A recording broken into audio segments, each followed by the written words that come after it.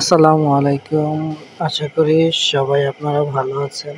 আমার video title দেখে আপনারা বুঝতে পারছেন যে আমি আজকে আপনাদেরকে কি দেখাতে চলেছি। হ্যাঁ দর্শক, বরফে ঢাকা একটি মসজিদ।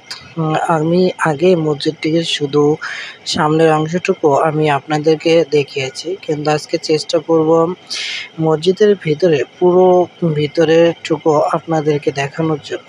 চলেন বন্ধুরা দেখা যাক।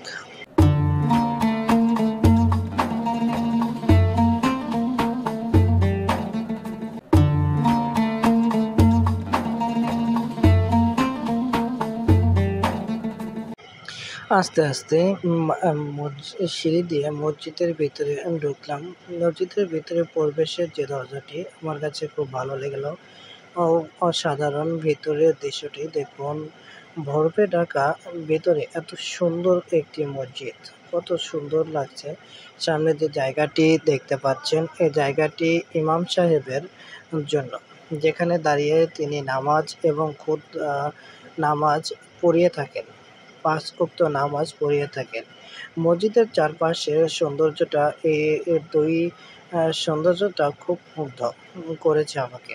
দেখুন দর্শক, দেখতে মসজিদটি সম্ভবত কাঠের তৈরি। দেখুন, কাঠের তৈরি, কত সুন্দর একটি মসজিদ। এখানে এক্সট্রা একটা জায়গা রয়েছে, যদিও জানা নেই এখানে কিসের জন্য জায়গাটি রাখা হয়েছে।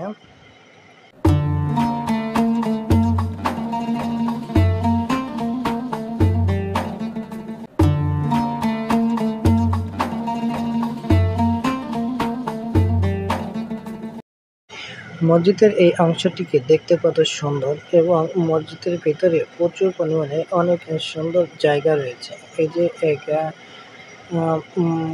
মহিলা সম্ভবত তিনি নামাজ পড়তে এসেছেন এখানে।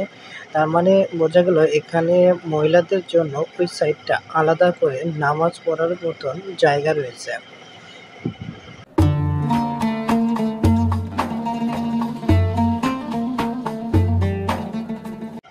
মসজিদের উপরে যাওয়ার জন্য আলাদা করে সিঁড়ি দেওয়া আছে।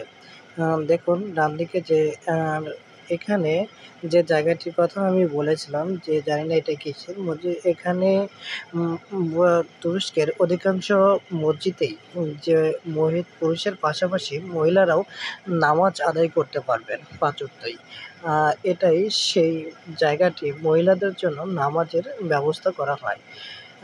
আপনি মসজিদটি দেখলেন, কেমন লাগলো কমেন্টে জানাবেন।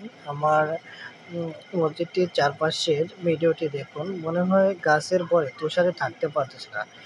আজকের মতো এই পর্যন্তই। ধন্যবাদ সকলকে।